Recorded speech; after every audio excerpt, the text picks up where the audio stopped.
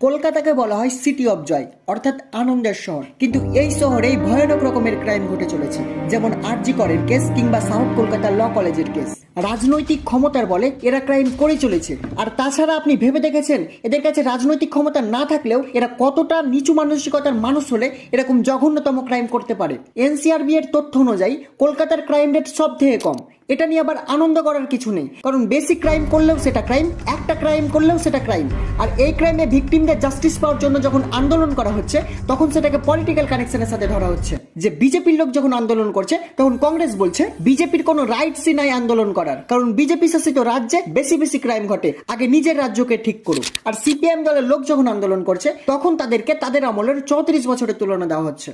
মাননীয় মুখ্যমন্ত্রীর কাছে আমার একটাই অনুরোধ, আপনি আমাদের রাজ্যে এমন এক শাসন ব্যবস্থা চালু করুন যাতে ক্রাইম রেট সব থেকে কম না, ক্রাইম ফ্রি হতে পারে। আর তাদের শাস্তি দেন যারা মানুষ হয়েও জানুয়ারির চেয়ে খারাপ।